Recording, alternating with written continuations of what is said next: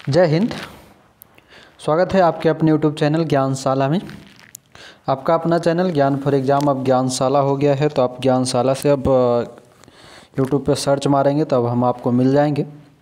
दोस्तों, जो हमारा सीरीज चल रहा था एनसीईआरटी साइंस का, जिसके अंतर्गत हम सभी एनसीईआरटी क्लास 6 से लेकर के क्लास 10-12 तक की पूरी साइंस करने का एक सीरीज़ शुरू किया। इसी सीरीज के अंतर्गत आज जो है हमारा क्लास 7 का चैप्टर नंबर 8 होने वाला है।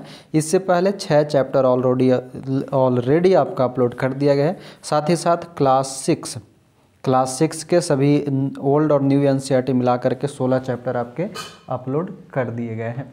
तो अगर आप इन सभी वीडियो को अभी तक नहीं देखे हो तो आप देखना अभी से शुरू कर दें, क्योंकि बहुत ज़्यादा प्रश्न एनसीईआरटी से पूछे जाते हैं।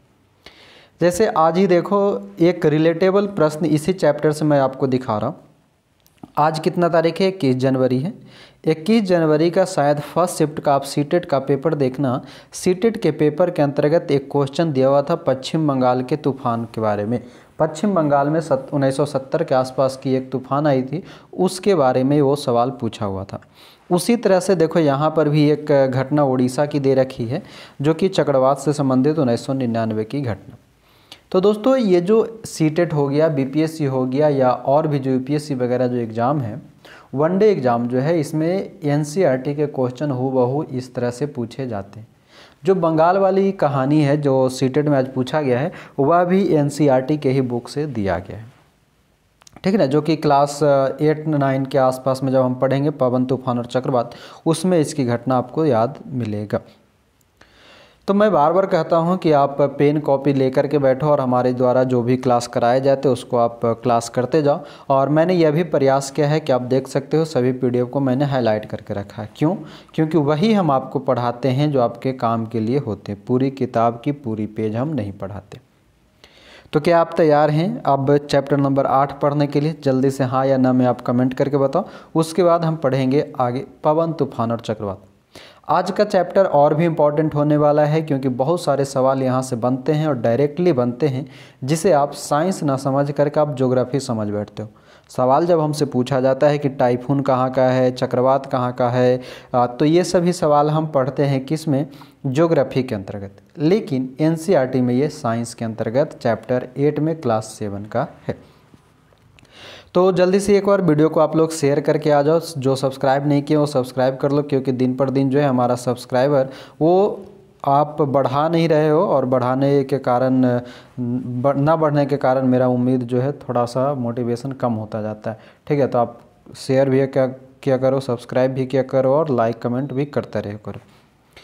तो अब बहुत हो गई बात, अब हम चलते हैं अपने चैप्टर की ओर। आज का हमारा चैप्टर है पवन, तूफान और चक्रवात। एक एक बात ध्यान से सुनेंगे। यहाँ पर एक घटना दे रखी है उड़ीसा का। कहता है कि उड़ीसा के तट को 18 अक्टूबर 1999 को एक चक्रवात ने पार किया था। इस चक्रवात का पवन वेग करीब 200 किलोमीटर पर आवर था। उसी वर्ष 29 अक्टूबर को 260 किलोमीटर प्रति आवर के पवन वेग से पुनः एक अन्य चक्रवात उड़ीसा में आया था। तो ये घटना याद रखना है, ठीक है। उड़ीसा में 1999 की घटना का चर्चा एनसीईआरटी में की गई है। जैसे बहुत सारा चीज़ प्रभावित हो गया था, ये उसी का एक सैटेलाइट फ़ोटो लिया हुआ है जो एनसीईआरटी में प्रयोग किया गया। अब सवाल है कि लेकिन चक्रवात होते क्या है, ये कैसे बनते हैं, ये इतने विनाशकारी क्यों होते हैं? इस अध्याय में हम ऐसे कुछ प्रश्नों के उत्तर जानने का प्रयास करेंगे। और यह याद रखेंगे कि गतिशील वायु पवन कहलाती है। यहाँ पर एक छोटा सा पॉइंट है कि गतिशील वायु यानी कि वैसे वायु जो हमेशा चलते रहता है वो क्या कहलाता है? पवन के नाम से जाना जाता है। किस नाम से जाना जाएगा? पवन के नाम से। अब जो हमारा चैप्टर का मेन पॉइंट है वह है वायु दाब डालती है। पॉइंट क्या है? वायु दाब डालती है, वायु जो है प्रेशर डालता है। ये पॉइंट भी आपको याद रखना है। इसी से संबंधित कुछ क्रियाकलाप आपको आगे देखने के लिए मिलेगा। तो हम क्रियाकलाप को नहीं करते, आपको पता है। अगर आप कंटिन्यू हैं तो आपको पता है कि हमारा प्रयास क्या रहता है? कम समय में ज़्यादा से ज़्यादा आपको देना। तो ये सभी जो क्रियाकलाप है वो आपके करने की ज़रूरत नहीं है, बस यहाँ आप देख लो। कहता है ये सभी अनुभव हमें यह आवाज़ देते हैं कि वायु दाब डालती है। इस दाब के कारण ही पवन द्वारा वृक्षों की पत्तियां, बैनर अथवा झंडे लहराते। किसके कारण? वायु के दाब डालने के कारण। आइए अब हम यह समझने का प्रयास करते हैं कि डिब्बा अथवा बोतल विपरीत क्यों हो गया था। एक डिब्बा का प्रयोग किया गया था, ये देख लो आप चाहो तो, ये डिब्बा का प्रयोग किया गया था। इसमें जब डिब्बे पर पानी डाला जाता है तो डिब्बे के अंदर की कुछ भाप जल में संघनित हो जाती है, जिससे भीतर की वायु की मात्रा कम हो जाती है। क्या होता है, ध्यान देना क्यों हो जाता है। जब कभी भी डिब्बे के अंदर कुछ भाप जल में संघनित होता, भाप जो है जल बनता है, तो जिससे भीतर की वायु की मात्रा कम हो जाती है, परिणाम स्वरूप भीतर के डिब्बे वायु का दाब डिब्बे के बाहर की वायु के दाब से कम हो जाता है। दाब के इस अंतर के कारण डिब्बा पिचक जाता है। ठीक है, तो ये प्रक्रिया था।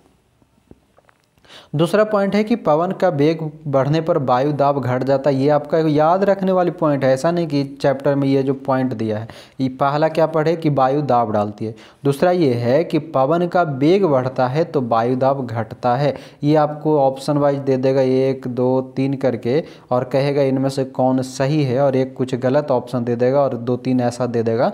तो याद रखना है, पहला ऑप्शन हमने ये पढ़ा कि वायु दाब डालती है, दूसरा हम पढ़ रहे हैं कि पवन का वेग बढ़ने पर वायु दाब घट जाता है। पवन का वेग बढ़ता है तो वायु का प्रेशर घट जाता है। उसी का क्रियाकलाप यहाँ पर दिया गया है जो आपको करने नहीं है। और ध्यान देना, ये जो है हम 2020-21 के एडिशन से कर रहे हैं, जो कि ओल्ड बुक है, ओल्ड एनसीईआरटी, क्योंकि न्यू वाली एनसीईआरटी में इस चैप्टर का कहीं पर चर्चा किया ही नहीं गया है। चैप्टर नंबर 8 नहीं है, चैप्टर नंबर 9 नहीं है न्यू एनसीईआरटी में, तो चैप्टर नंबर 10 सीधे न्यू एनसीईआरटी में। तो मैंने क्या किया कि 8 और 9 को ओल्ड वाले से कराना आपको शुरू कर दिया। मैं ओल्ड और न्यू दोनों को साथ लेके चल रहा हूँ। जो चैप्टर न्यू वाले में है उसको न्यू से कराता हूँ, जो चैप्टर ओल्ड वाले में है उसको ओल्ड से कराता हूँ। क्लियर। अब आगे आते हैं। ये सभी गुब्बारों को फूलने की कुछ क्रियाकलाप दिए गए हैं जो आपको करना नहीं है। आप यहाँ देखो, आपने जब ये सारी प्रक्रिया किया तो बस इतना हुआ कि आपको ऐसा अनुभव हुआ कि पवन का वेग बढ़ने पर वायु दाब कम हो जाता है। ये याद रखना है कि पवन का वेग बढ़ने पर वायु दाब कम हो जाता है। फिर कुछ नहीं है। अब यहाँ देखते हैं, कहता है कि हम देखते हैं कि पवन का वेग बढ़ने से वायु दाब वास्तव में कम हो जाता है। ये वही चीज़ है जो याद रखने वाली है। अब कहता है कि आप यह जानते हैं कि गतिशील वायु पवन कहलाती है। ठीक है, हमने ऊपर में ही पढ़ा था कि गतिशील वायु पवन कहलाती है। पवन सदैव अधिक वायु दाब वाले क्षेत्र से कम वायु दाब वाले क्षेत्र की ओर गति करता है। ये देखो, ये सेम टू सेम सवाल, अब विश्वास करोगे, ये सेम टू सेम सवाल आज ही सीटेट के एग्ज़ाम में यहीं से ये सवाल दिया हुआ है। ठीक है, आज ही सीटेट के सवाल में ये दिया हुआ है कि सेम टू सेम ये बात अभी के अभी हमने देखा था इस पेपर को। आज 21 जनवरी है, सीटेट का पेपर हुआ, देखो यहाँ सवाल आपको दिख गया। ठीक ना, इसी से रिलेटेबल ये सवाल था। तो क्या कह रहा है कि पवन सदैव अधिक वायु दाब से दाब वाले क्षेत्र से कम वायु दाब वाले क्षेत्र की ओर गति करता है। बात समझ गए। देखो मैं पढ़ा रहा हूँ, मुझे खुशी हो रहा है कि देखो बैठे बैठे एक क्वेश्चन लड़ा दिए, इसलिए कह रहा हूँ बार बार की एनसीईआरटी पढ़ो। ठीक ना, और मैं पढ़ाता रहूँगा, आप पढ़ो चाहे नहीं पढ़ो, मुझे फ़ायदा है, मैं पढ़ाता रहूँगा। ठीक ना, मैं पढ़ाता रहूँगा, मेरा भी इस कॉन्सेप्ट क्लियर होता रहेगा, और जितना ज़्यादा क्लियर होगा उतना ज़्यादा मैं भी आपको आगे कभी भविष्य में और ज़्यादा बताता रहूँगा। अब आइए देखते हैं, हमारा तीसरा पॉइंट है कि सॉरी हाँ, तीसरा पॉइंट क्या कहता है कि गर्म किए जाने पर वायु का प्रसार होता है। अब तीसरा क्या है कि गर्म करने पर वायु फैलता है। प्रसार का मतलब क्या है, फैलता है। गर्म करने पर वायु फैलता है, याद रहेगा। पहला पॉइंट हमने क्या पढ़ा कि वायु क्या करता है, दाब डालता है। दूसरा हमने क्या पढ़ा कि वायु अगर अधिक होता है तो प्रेशर क्या होता है, दाब घटता है। वायु अधिक होता है तो दाब घटता है। और तीसरा पॉइंट क्या है कि गर्म करने पर वायु फैलता है। गर्म करने पर वायु फैलता है। ये सारी पॉइंट है। इसके बारे में यहाँ है कि क्या हम पहले परीक्षण में निष्कर्ष निकाल सकते हैं कि वायु गर्म किए जाने पर फैलती है, अर्थात उसमें प्रसार होता है। ये बस याद रखना है। अब यहाँ पर फिर से वही क्रियाकलाप है, मोमबत्ती सावधानी से जलाना है, उसकी सावधानियाँ दी गई है, प्रक्रिया है। अब कहता है कि क्या यह क्रियाकलाप दर्शाते हैं कि गर्म होने पर वायु ऊपर की ओर उठती है। ये याद रखना है।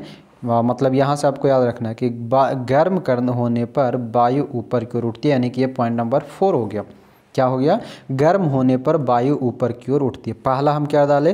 पहला में दाब हुआ, दूसरा में जो है दाब मतलब वायु पवन का वेग अधिक हुआ तो दाब क्या हो गया? वेग अधिक होता है वायु का तो दाब कम जाता है। तीसरा हम पढ़े कि वायु जो है प्रसार करता है यानी फैलता है। चौथा हमने पढ़ा कि वायु जो है ऊपर उठती है। वायु क्या होता है? ऊपर उठता है। हमने 4 पॉइंट यहाँ पे वायु से संबंधित पढ़ा है। कहता है क्या संतुलन का बिगड़ना यह सुझाता है कि गर्म वायु ठंडी वायु से हल्की होती है? ये देखो, गर्म वायु ठंडी वायु से हल्की होती है। जी हाँ, बिल्कुल, गर्म वायु जो है ठंडी वायु से हल्की होती है, यानी कि पॉइंट नंबर 5 मिला। कौन कौन सी पॉइंट हम पढ़े? फिर से एक बार रिकॉल कर लेते हैं हम। तो कौन कौन सी पॉइंट पढ़े? पहला हम पढ़े, किसके बारे में पढ़ रहे हैं? वायु के बारे में। पहला पढ़े कि वायु जो है दाब डालता है। क्या करता है? दाब डालता है। दूसरा हम क्या पढ़े? पवन का वेग यानी कि वायु का वेग अधिक तो दाब कम। किसका? वायु का। तीसरा हम पढ़े कि ये क्या करता है? वायु जो है प्रसार करता है। प्रसार मतलब फैलता है। चौथा हम क्या पढ़े कि ये गर्म करने पर ऊपर उठता है। क्या होता है? गर्म करने पर ऊपर उठता है। पांचवा हम क्या पढ़े? पांचवा क्या था जी? हाँ, जो गर्म वायु है, गर्म वायु ठंडी वायु की अपेक्षा हल्की होती है। गर्म वायु ठंडी वायु की अपेक्षा हल्की होती है। तो ये वायु के हम 5 कैरेक्टर पढ़े। वायु दाब डालता है, वायु के वेग अधिक होने पर दाब कम होता है, वायु फैलता है, वायु ऊपर की ओर उठता है, गर्म वायु जो है हल्की वायु से अधिक, मतलब गर्म वायु ठंडी वायु की अपेक्षा हल्का होता है। अब यहाँ देख लेना है कि यह याद रखना भी महत्वपूर्ण है कि गर्म किए जाने पर वायु का प्रसार होता है, गर्म करने पर वायु फैलता है और वह अधिक स्थान घेरता है। वायु क्या होगा? फैलेगा, तो बिल्कुल सी बात है अधिक स्थान घेरेगा। जब कोई दी गई वस्तु पहले से अधिक स्थान घेरती है तो वह हल्की प्रतीत होती है। क्या कह रहा है? जब कोई दी गई वस्तु पहले से अधिक स्थान घेरती है तो वह हल्की प्रतीत होती है। इसलिए गर्म वायु ठंडी वायु की अपेक्षा हल्की होती है। यही कारण है कि धुआं ऊपर उठता है। क्या है? धुआं के ऊपर उठने का कारण क्या है? क्योंकि गर्म वायु ठंडी वायु की अपेक्षा हल्का होता है। तो याद रहेगा ये 5 पॉइंट। अब मैं नहीं रिपीट कर रहा हूँ, आप याद रखो चाहे नहीं रखो, मेरा क्या जाता है। मैंने बढ़ा दिया, आप याद नहीं रखोगे, आपका घटा। याद रख लेना है, नहीं तो गड़बड़ ना हो जाएगा। एक एक पॉइंट को नोट करते चलना है, याद करते चलना। अब कहते हैं प्रकृति में अनेक ऐसी स्थितियां होती है जहां किसी स्थान या क्षेत्र में वायु गर्म होने के कारण ऊपर उठती है। ऐसी स्थिति में उस स्थान का वायु दाब कम हो जाता है। क्या है? वायु गर्म होने पर ऊपर उठता है, ऐसी स्थिति में उस स्थान का वायु दाब कम हो जाता है। फलस्वरूप उस स्थान के आसपास के क्षेत्र में ठंडी वायु प्रवाहित होकर उस स्थान को घेर लेती है। इससे वायु में संवहन धाराएं स्थापित हो जाती है, जैसा कि आपने अध्याय 4 में पढ़ा था, चैप्टर 4 में पढ़ा था। अब देखो ये वाली लाइन से भी एक सवाल था, अब 2 कथन था, ऑप्शन था, तो उसमें ये लिखा हुआ था कि वायु जो है उच्च दाब से निम्न दाब की ओर चलता है या निम्न दाब से उच्च दाब की ओर चलता है। तो क्या कह रहा है कि फलस्वरूप उस स्थान के आसपास के क्षेत्र में ठंडी वायु प्रवाहित होने लगती है, यानी कि वायु जो है किधर? उच्च दाब से निम्न दाब की ओर चलता है। बात समझ रहे हैं? तो ये देखो 2 एक ही लाइन से, मतलब एक ही जो सवाल है वहाँ से 2 मिल गए, 2 कथन इसका यहाँ से मिल गया एक ही चैप्टर के अंतर्गत। इसलिए तो कहते हैं यार कि पढ़ लो, कोई सुनता ही नहीं है। हम पढ़ाने के लिए तैयार हैं, पढ़ने के लिए भी तैयार नहीं हो, तो हम क्या करें बताइए? कुछ नहीं कर सकते ना।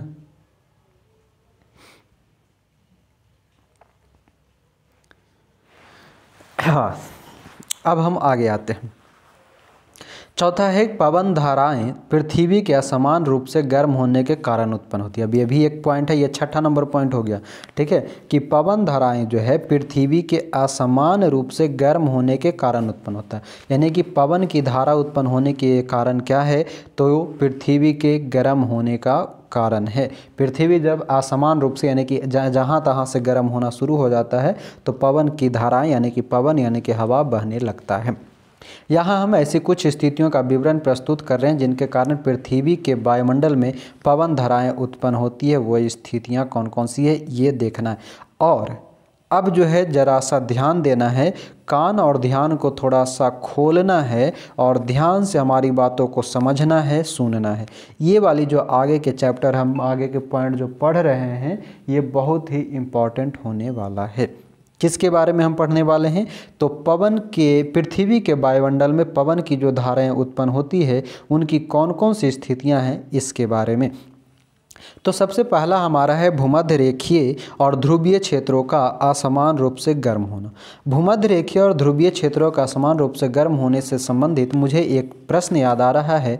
हम सुबह ही पढ़े थे भूमध्य रेखीय और ध्रुवीय क्षेत्र चैप्टर नंबर 7 में इससे बारे में, और जिसमें मैंने आपको पढ़ाया था कुछ जंतु अनुकूलन, जब मौसम और जलवायु की चैप्टर जो पढ़ाया था 7, उसमें मैंने बताया था और पूछा भी था आपसे, और फिर पूछ रहा हूँ कि आप ऐसे 2 जानवर का नाम बताओ जो ध्रुवीय क्षेत्र में होता है, जिसके बारे में हम बहुत अच्छे से एग्जाम्पल के साथ समझे थे, उसके 6-7 गुण के भी बारे में जाना था। तो आपको बताना है कि ध्रुव क्षेत्र के 2 जंतुओं का नाम बताओ।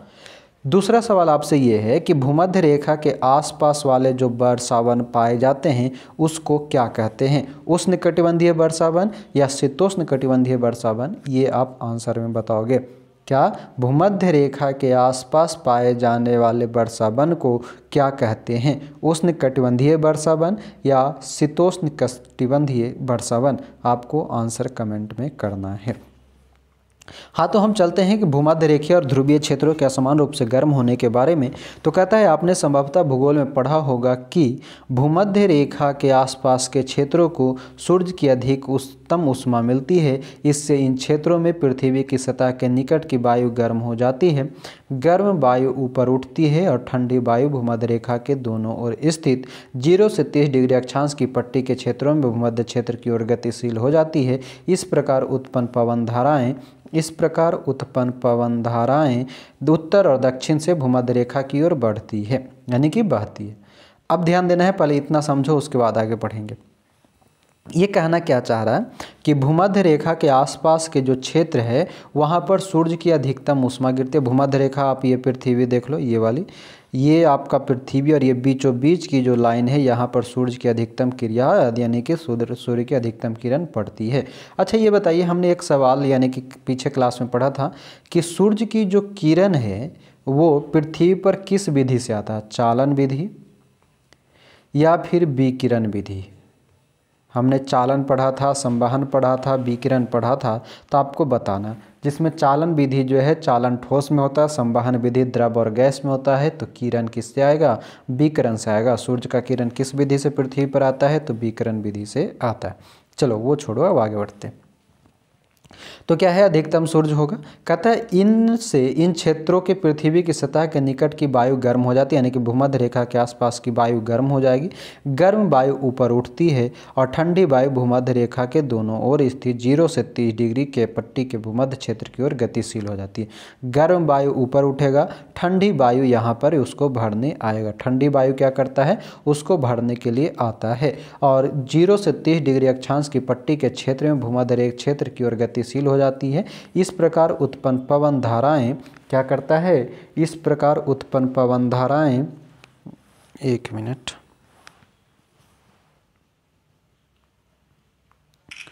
हाँ, इस प्रकार उत्पन्न पवन धाराएं क्या होती है? तो उत्तर और दक्षिण से, ध्यान देंगे, उत्तर और दक्षिण से भूमध्य रेखा की ओर बहती है। ध्रुवों पर वायु पृथ्वी के लगभग 60 डिग्री अक्षांश तक के क्षेत्रों की वायु से अधिक ठंडी होती है। इन क्षेत्रों में गर्म वायु ऊपर उठती है, जिसका स्थान लेने के लिए ध्रुवों से ठंडी वायु उस ओर प्रवाहित होने लगती है। इस प्रकार वायु का प्रवाह ध्रुवों से अपेक्षाकृत अधिक गर्म क्षेत्रों की ओर होता रहता है। क्या कह रहा है कि ध्रुवों का प्रवाह जो है वो कहाँ से कहाँ तक? तो ध्रुवों का प्रवाह क्या कह रहा है कि अपेक्षाकृत गर्म क्षेत्र की ओर होता रहता है। क्लियर? अब आगे बढ़ते हैं। कहता है इसी प्रकार हम समझ सकते हैं कि 30 डिग्री तथा 60 डिग्री अक्षांश के क्षेत्रों के असमान रूप से गर्म होने के कारण पवन का प्रवाह 30 डिग्री अक्षांश से 60 डिग्री अक्षांश की ओर होती है। तो ये पॉइंट याद रखना है कि पवन का जो प्रवाह होता है वो कहाँ से कहाँ होता है, तो 30 डिग्री अक्षांश से 60 डिग्री अक्षांश की ओर होता है। कह रहा है पहेली है कि मैं यह नहीं समझ पा रही हूँ कि चित्र में दिखाई गई पवन की दिशा ठीक उत्तर दक्षिण दिशा क्यों नहीं है। उत्तर दक्षिण दिशा क्यों नहीं, ये इसमें बता रहा है कि उत्तर दक्षिण क्यों नहीं है, ये पूर्व पश्चिम क्यों है। ठीक है, अब आगे बढ़ते हैं। तो कहता है कि पवन के प्रवाह की दिशा उत्तर दक्षिण दिशा में उत्तर से दक्षिण की ओर अथवा दक्षिण से उत्तर की ओर होती है।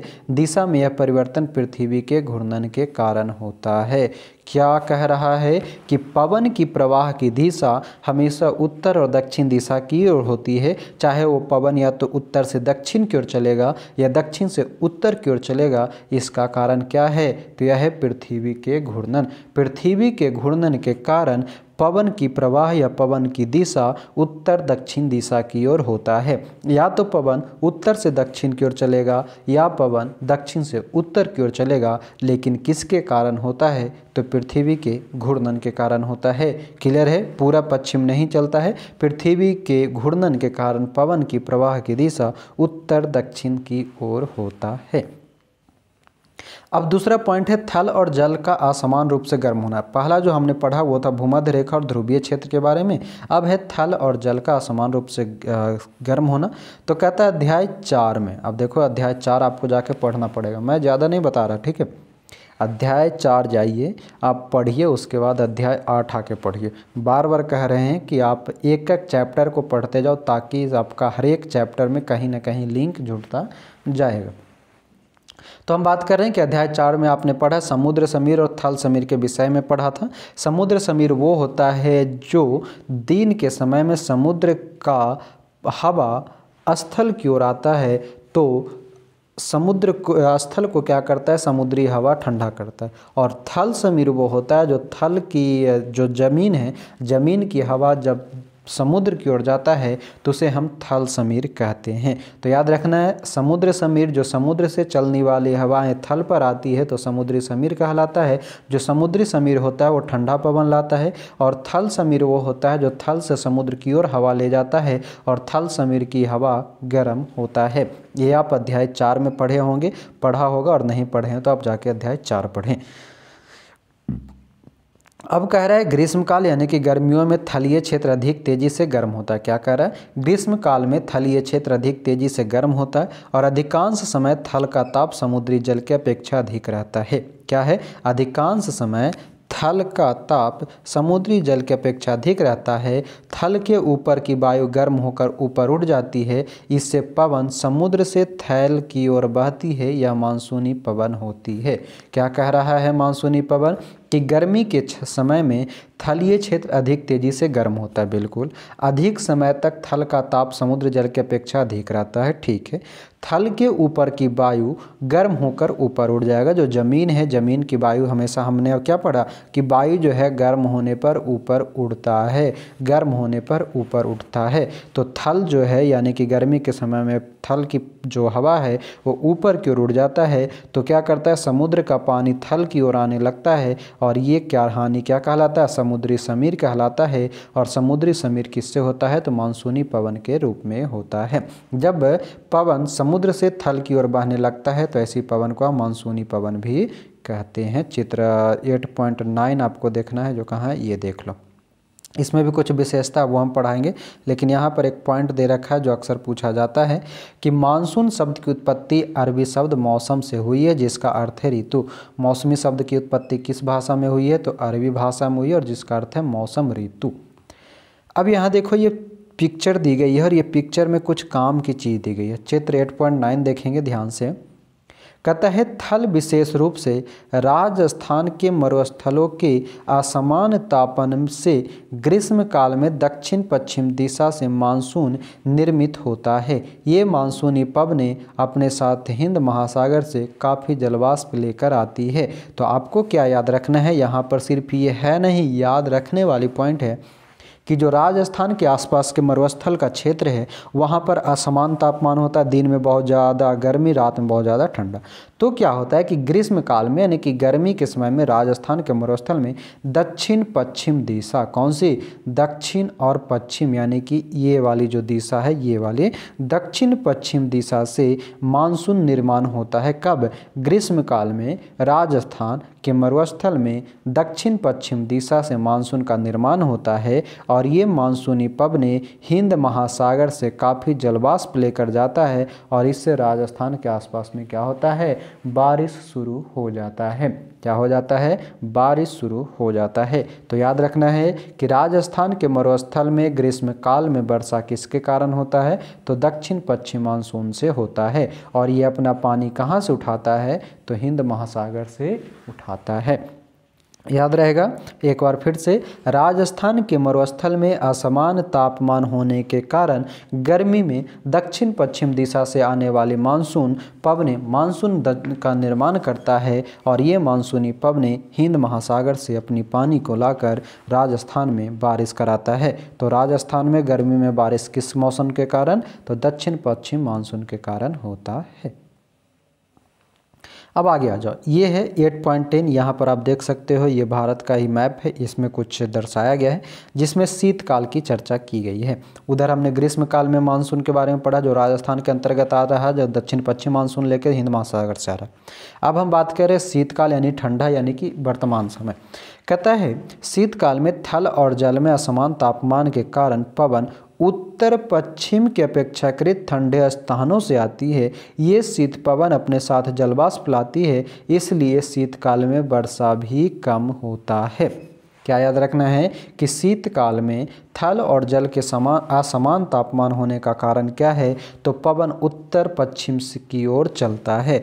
तो ग्रीष्म काल में पवन दक्षिण पश्चिम से और शीतकाल में पवन उत्तर पश्चिम से। शीतकाल में चलने वाली पवनें जो उत्तर पश्चिम से होता है वो शीतकाल में वर्षा कम कराता है, जबकि ग्रीष्म काल में चलने वाली पवनें दक्षिण पश्चिम से आता है जो हिंद महासागर से जलवाष्प को लाकर मानसून यानी कि पानी कराता है।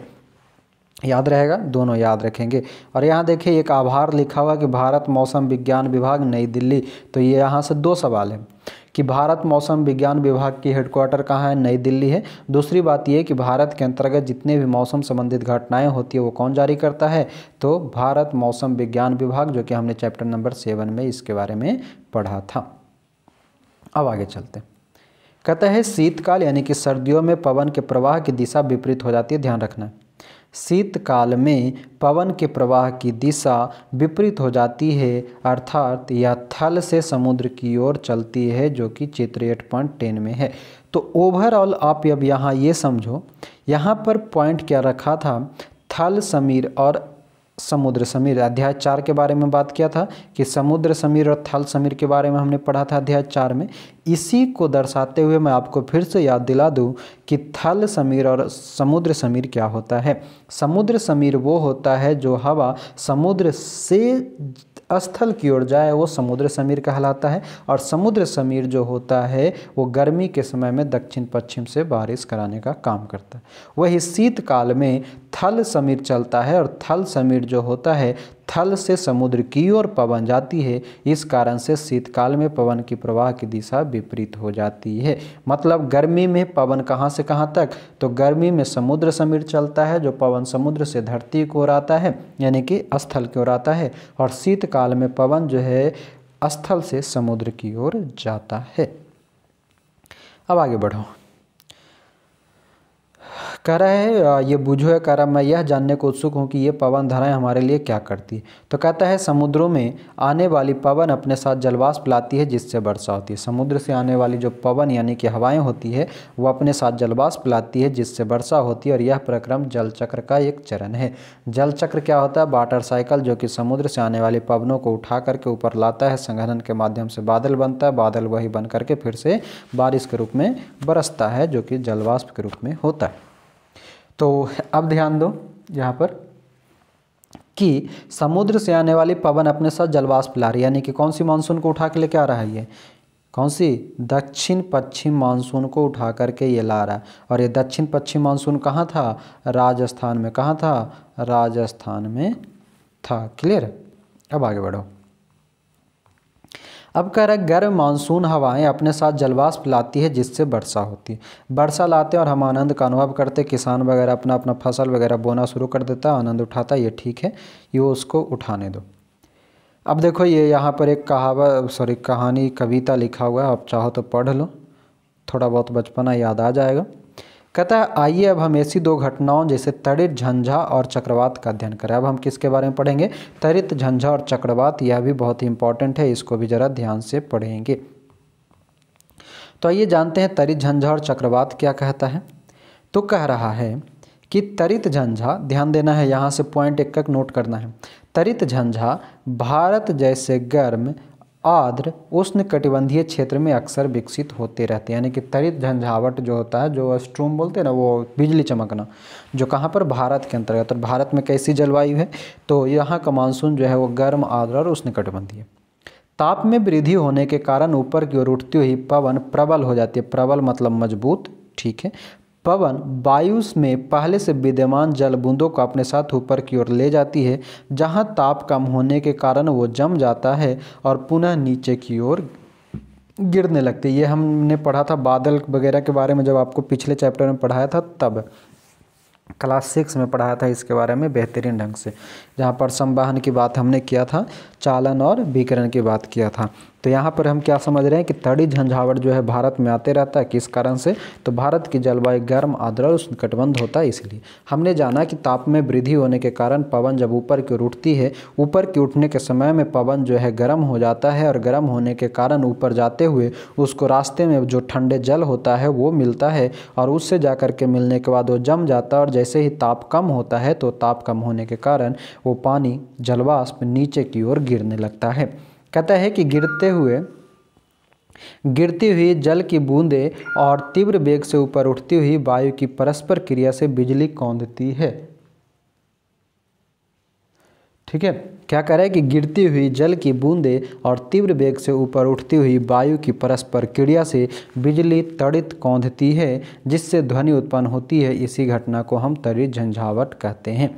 तड़ित झंझावत कैसे बनता है? तो गिरती हुई जल की बूंदें और तीव्र वेग से ऊपर उठती हुई वायु की परस्पर क्रिया से बिजली कौंधती है, जिससे ध्वनि उत्पन्न होती है। इसी घटना को हम तड़ित झंझावट कहते हैं।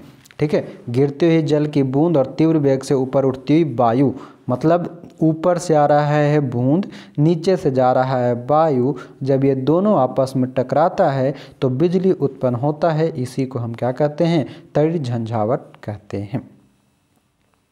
अब यहाँ पर ये तड़ित झंझावट हो तो आपको क्या करना है, इसके बारे में पढ़ना है। आप वीडियो को पॉज करके ज़रा सा पढ़ लीजिए कि जब कह रहा है कि यदि झंझा के साथ तड़ित बिजली भी गिरे तो उसे तड़ित झंझावट कहते हैं। इसमें निम्नलिखित सावधानियां बरतनी चाहिए। तो कह रहा है किसी ऐसे वृक्ष के नीचे न आश्रय न ले जो अलग थलग हो। यदि आप वन में हैं तो किसी छोटे वृक्ष के नीचे आश्रय लें, खुली जमीन पर न लेटें। धातु की डंडी वाले छाते का उपयोग न करें। खिड़की के निकट न बैठें। खुले गैराज, भंडारण शेड, धात्विक चादरों की छत वाले शेड आदि आश्रय लेने के लिए उपयुक्त स्थान नहीं होते। मतलब लोहा करकट जहाँ पे होगा वहाँ पर आप नहीं रुकें। कार और बस आश्रय लेने के लिए सुरक्षित स्थान है। कार और बस में आप रुक सकते हैं। यदि आप जल में हैं तो बाहर निकलकर किसी इमारत में चले जाएं। ये सभी आपको तड़ित झंझावट से बचने का उपाय है। ठीक है, कहता है आप तड़ित झंझावट के बारे में उच्च कक्षाओं में विस्तार से पढ़ेंगे, जब आगे चैप्टर बढ़ेगा ना क्लास 8, 9 तब वहाँ पर।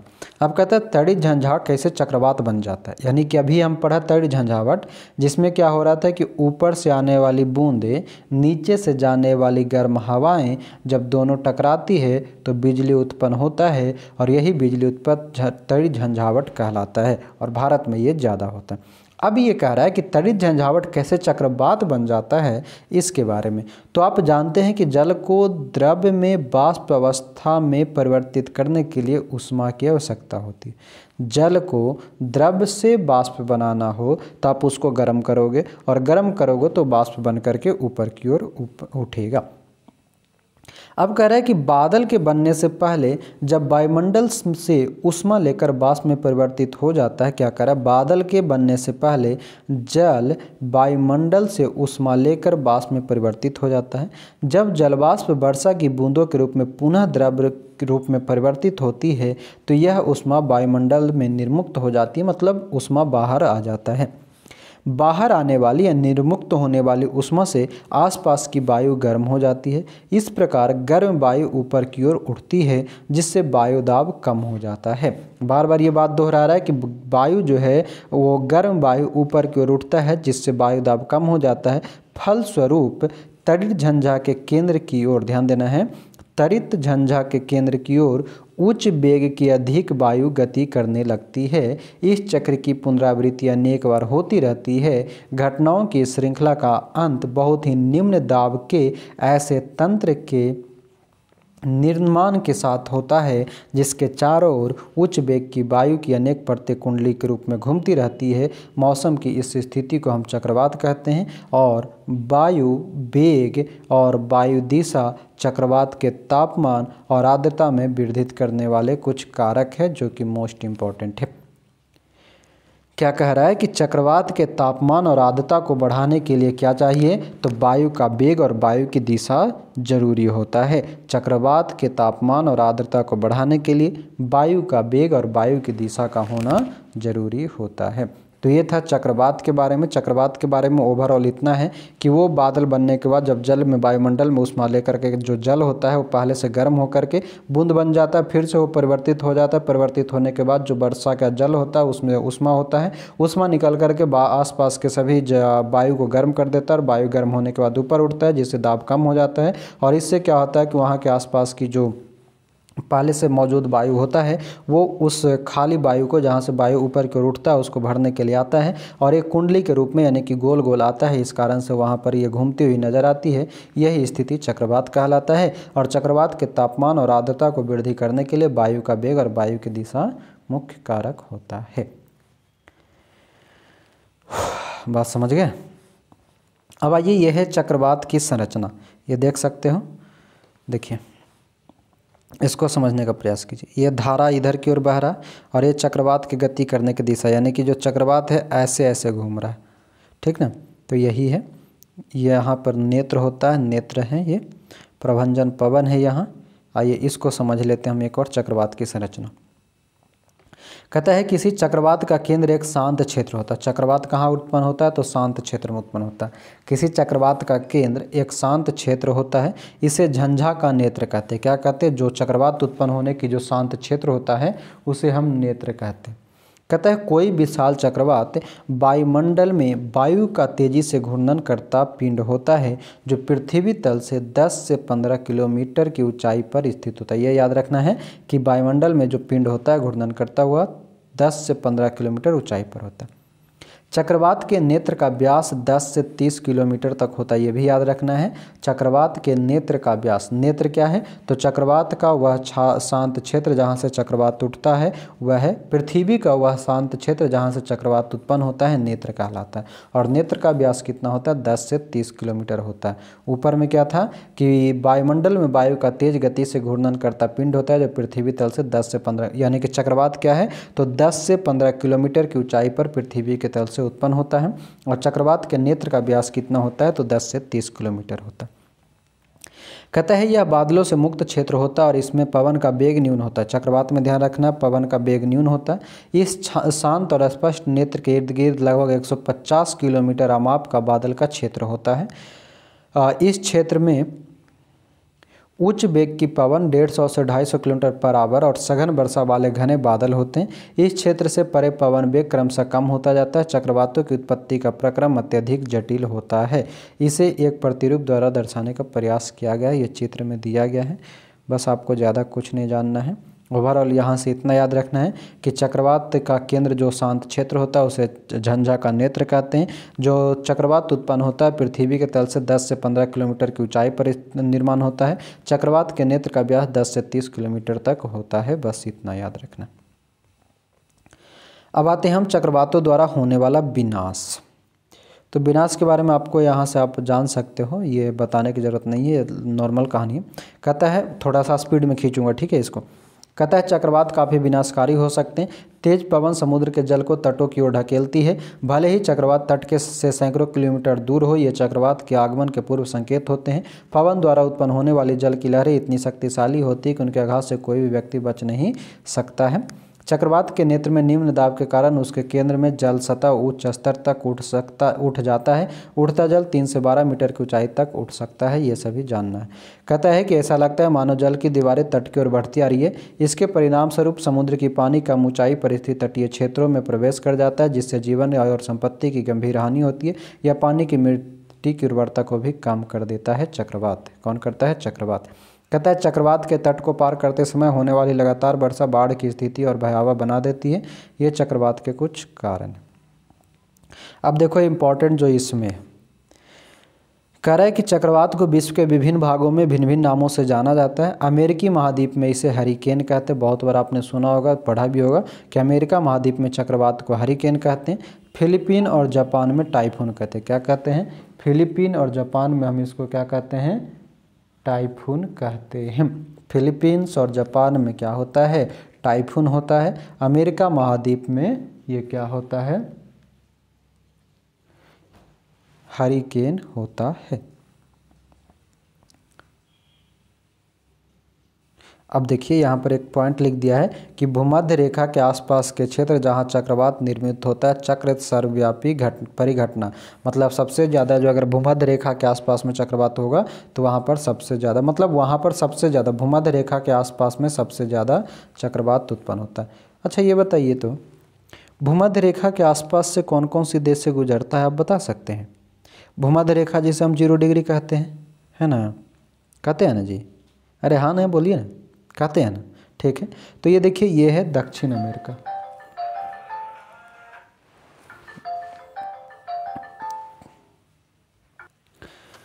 हाँ जी, हम किसका बात कर रहे थे? हाँ, हमने आपसे सवाल पूछा कि भूमध्य रेखा के आसपास के देशों के नाम बताइए। तो चलो हम बताते हैं एकदम सिंपल सा, जल्दी जल्दी में। देखो यहाँ पर है ये दक्षिण अमेरिका। दक्षिण अमेरिका के अंतर्गत आपको मिल जाएगा इक्वाडोर, फिर कोलंबिया और ब्राज़ील। किसमें? भूमध्य रेखा पर 3 देश है दक्षिण अमेरिका का, इक्वाडोर, कोलंबिया और ब्राज़ील, ये सीक्वेंस है। उसके बाद आता है अफ्रीका महादेश। अफ्रीका महादेश में आता है साओ टोमे प्रिंसेस, फिर गबॉन, फिर कांगो गणराज्य, फिर युगांडा। युगांडा के बाद आ जाएगा आपका सोमालिया। कौन कौन सी? साओ टोमे प्रिंसेप, गबॉन, कांगो गणराज्य, युगांडा और सोमालिया, ये भूमध्य रेखा के देश है अफ्रीका के अंतर्गत। उसके बाद एशिया की हम बात कर ले तो एशिया के अंतर्गत आपका आ जाएगा मालदीव, इंडोनेशिया और किरिबाती। मालदीव, इंडोनेशिया और किरिबाती एशिया के अंतर्गत भूमध्य रेखा वाला देश है। चलो उसके बारे में कभी और आगे चर्चा करेंगे, अब हो गया। अब आगे बढ़ते हैं।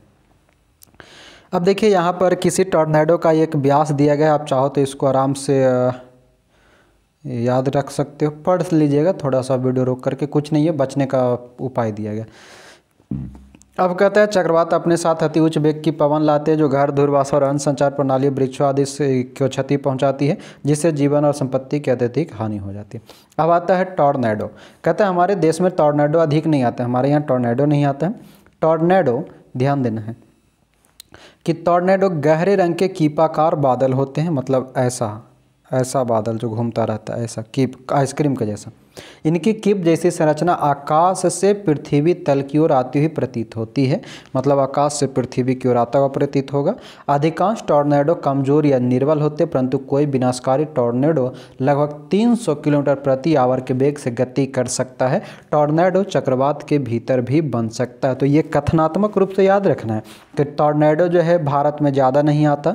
दूसरी बात कि टॉर्नेडो का आकार कैसा होता है, तो कीप के आकार का होता है, या शंकु के आकार का होता है, या टोपी के आकार का होता है, या आइसक्रीम के आकार का होता है। मतलब आइसक्रीम तो बहुत आकार का होता है, कोन वाला आइसक्रीम के अनुसार, ठीक है। दूसरी बात क्या कि जो टॉर्नेडो जो होता है ये कमज़ोर भी हो सकता है, निर्बल मतलब दुर्बल भी हो सकता है, और विनाशकारी भी हो सकता है। टॉर्नेडो की स्पीड कभी कभी 300 किलोमीटर प्रति आवर तक भी हो सकता है, और टॉर्नेडो जो है चक्रवात के भीतर भी आ सकता है। ये सभी कथनात्मक रूप से याद रखना। अब आगे कहता है कि भारत की संपूर्ण तटरेखा, विशेष रूप से पूर्वी तट, ध्यान रखना है, पूर्वी तट चक्रवातों के लिए संवेदनशील है। याद रखना है कि भारत का वह कौन सी तट रेखा है जो चक्रवात के लिए संवेदनशील है, तो पूर्वी तट। पूर्वी तट के अंतर्गत हमारा पश्चिम बंगाल, उड़ीसा, आंध्र प्रदेश, तमिलनाडु वाला क्षेत्र आ जाता है, तो ये याद रखना है। फिर कहता है कि भारत का पश्चिमी तट चक्रवातों की प्रबलता और आवृत्ति दोनों ही संदर्भ में अपेक्षाकृत कम संवेदनशील है। पश्चिमी तट में चक्रवात उतना नहीं आता है, जबकि पूर्वी तट में चक्रवात ज़्यादा आता है। पूर्वी तट के अंतर्गत हमने किसको पढ़ा, तो पश्चिम बंगाल, उड़ीसा, आंध्र प्रदेश, तमिलनाडु। जबकि पश्चिमी तट के अंतर्गत हम पढ़ेंगे केरल, कर्नाटक, गोवा, महाराष्ट्र और गुजरात, इसको हम पढ़ेंगे पश्चिमी तट के अंतर्गत। तो इस ओवरऑल इतना याद रखना है कि पूर्वी तट में चक्रवात की संभावना ज़्यादा होता है, पश्चिमी तट में कम होता है।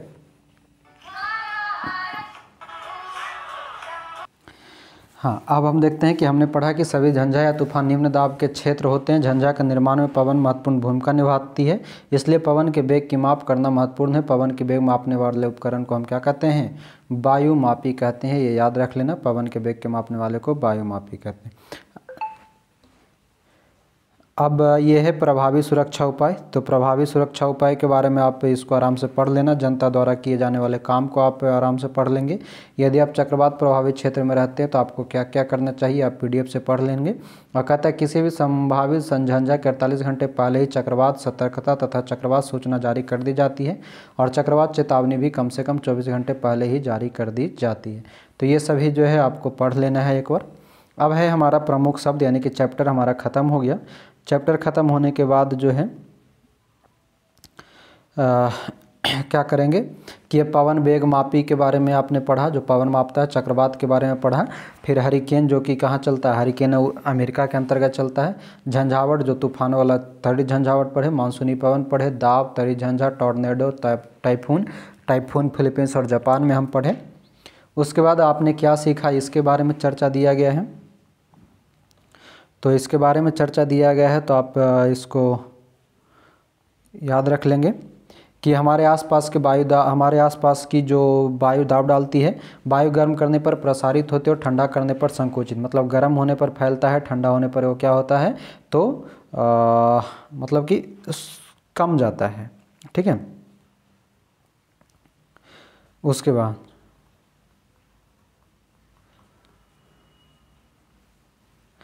फिर कह रहा है कि गर्म वायु ऊपर उठती है, जबकि अपेक्षाकृत ठंडी वायु की प्रवृत्ति पृथ्वी की सतह की ओर आने की होती है।